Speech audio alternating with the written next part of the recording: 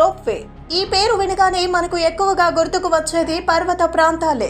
ఎత్తైన పర్వతాల్లో సునాయాసంగా ప్రయాణించేందుకు రోప్ వేలను వినియోగిస్తారు. ఈ రోప్ వేల నిర్వహణ కష్టసాధ్యమైనది కూడా. ఇంతకీ ఇప్పుడు ఎందుకు ఈ రోప్ వేల ప్రస్తావన అంటే, రద్దీగా ఉండే జనవాస ప్రాంతాల్లో కూడా రోప్ వేలను వినియోగించాలని కేంద్ర ప్రభుత్వం నిర్ణయించింది. రోడ్డు రవాణాకు ప్రత్యామ్నాయంగా ఉపయోగపడటమే కాకుండా రద్దీని తగ్గించి వివిధ ప్రాంతాల మధ్య కనెక్టివిటీ పెంచుతుందని భావిస్తోంది. ఈ క్రమంలో ఇందుకు సంబంధించిన ప్రణాళికలు రచించి ఆచరణలో పెడితే ఎట్టకేలకు అవి ట్రయల్ రన్ కూడా పూర్తి చేసుకున్నాయి. దేశంలోనే తొలిసారిగా ఉత్తరప్రదేశ్ లోని వారణాసి నగరంలో కొన్ని రోజుల కిందట ట్రయల్ రన్ కూడా ప్రారంభించారు. అయితే రద్దీగా ఉండే జనవాస ప్రాంతాల్లో రోప్ వేలను ఏర్పాటు చేయడం అంటే కత్తి మీద సాము లాంటిది కనుక 3 నెలల పాటు ప్రయోగాత్మకంగా దీనిని పరిశీలించనున్నారు.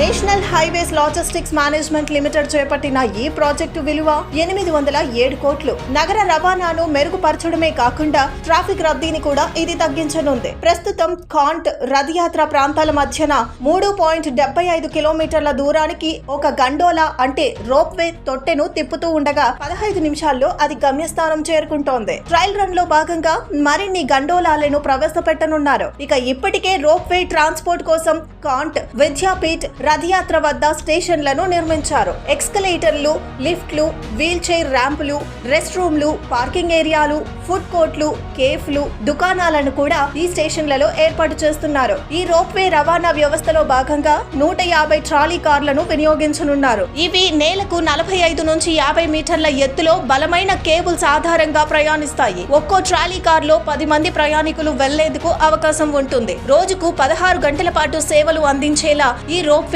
వ్యవస్థకు రూపకల్పన చేస్తున్నారు.